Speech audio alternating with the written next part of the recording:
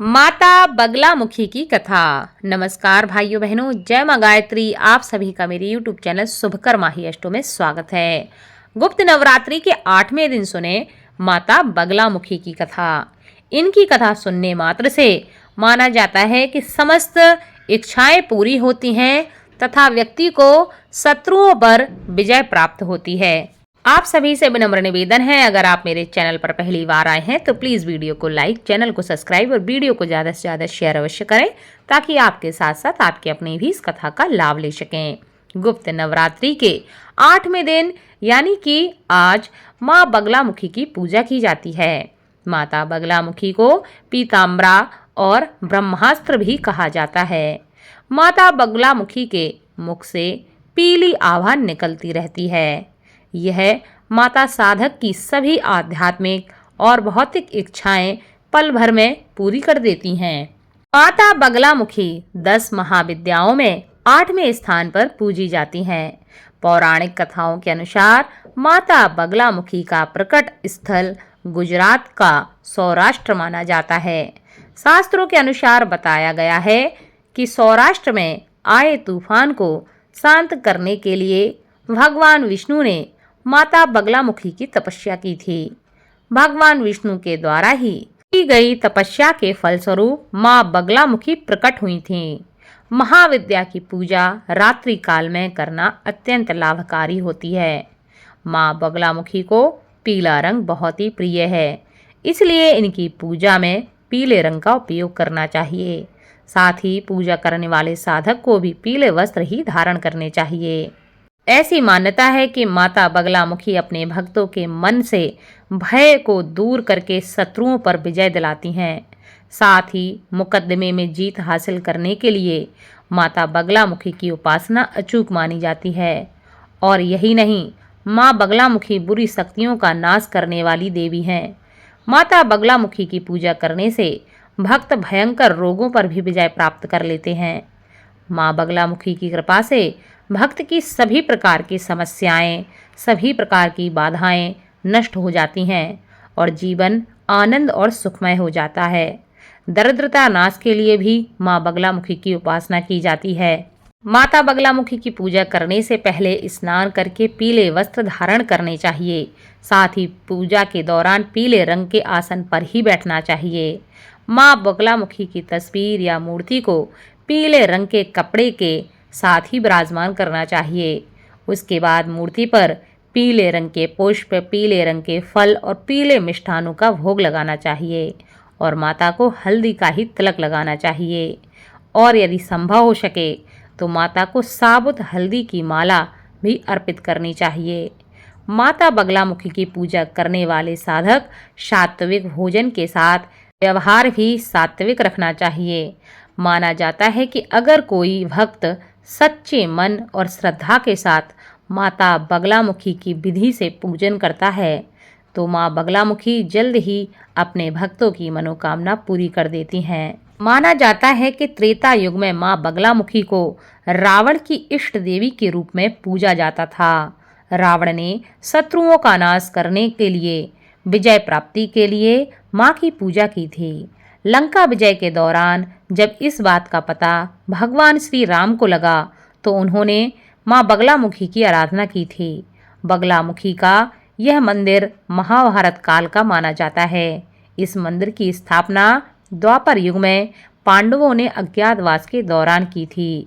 एक ही रात में इस मंदिर को बनवाया गया था। यह सर्वप्रथम अर्जुन एवं भीम ने युद्ध में शक्तियां प्राप्त करने के लिए और माता बगलामुखी की कृपा पाने के लिए यहाँ पर विशेष पूजा की थी।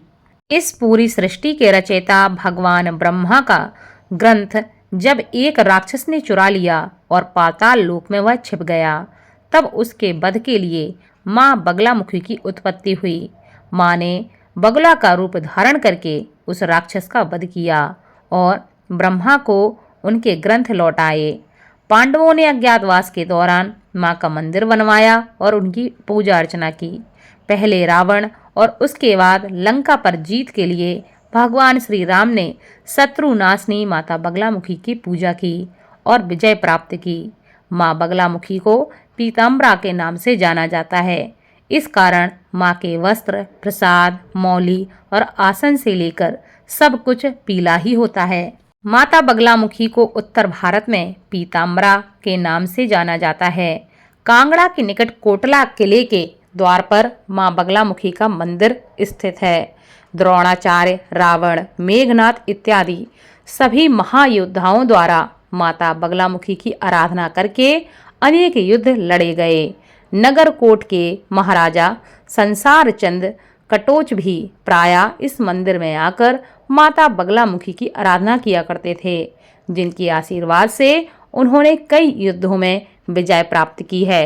तो माता बगलामुखी शत्रु बाधा जैसी समस्याएं, मुकदमे में विजय, यह सब दिलाती हैं। माता बगलामुखी का पूजन रात्रि में करना चाहिए। ऐसा करने से विशेष सिद्धियां प्राप्त होती हैं और माता बगलामुखी भक्तों के भय को दूर करके शत्रुओं से उनकी रक्षा करती हैं और बुरी शक्तियों का नाश कर देती हैं। शत्रुनाशिनी देवी बगलामुखी मंदिर में मुकदमे में फंसे लोग, पारिवारिक कलह, जमीनी विवाद जैसी समस्याएं तुरंत सुलझा देती हैं। इनकी पूजा करने से मनुष्य को वाक सिद्धि, वाद विवाद में विजय, नवग्रह शांति, रिद्धि सिद्धि की प्राप्ति और सर्व कष्टों के निवारण के लिए शत्रुनाश हवन करवाना चाहिए। इनकी उपासना से शत्रुओं का नाश होता है तथा भक्त का जीवन हर प्रकार से बाधा से मुक्त हो जाता है।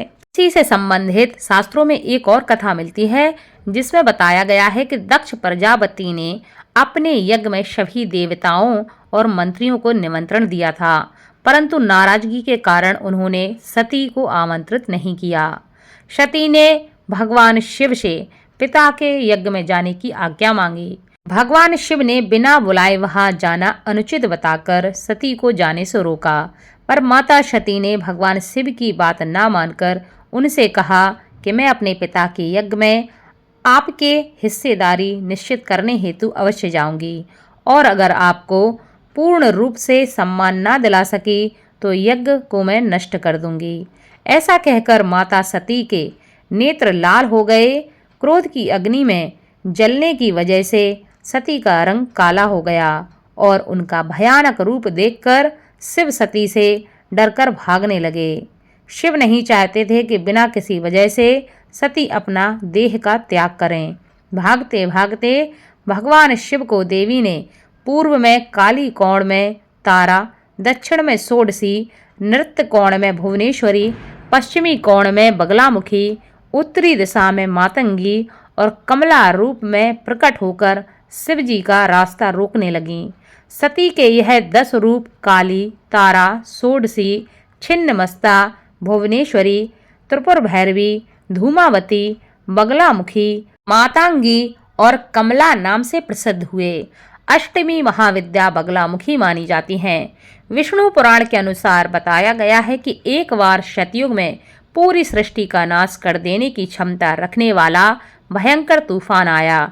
तब सभी प्राणियों की रक्षा करने के लिए भगवान श्री नारायण ने सौराष्ट्र देश में हरिद्रा सरोवर के समीप तपस्या करना आरंभ किया, जिससे मंगलवार चतुर्दशी की अर्धरात्रि के समय माता बगलामुखी का प्राकट्य हुआ। माता ने स्तंभ क्रिया के द्वारा पूरे विश्व को स्तंभित कर दिया, जिससे संसार की रक्षा हुई और कालांतर में इनका नाम बगलामुखी पड़ा। बगलामुखी स्तंभन, मिलन और सम्मोहन की महादेवी मानी जाती हैं, जिनके पूजन से सब प्रकार की समस्याएं समाप्त हो जाती हैं। बोलो माता बगलामुखी की जय।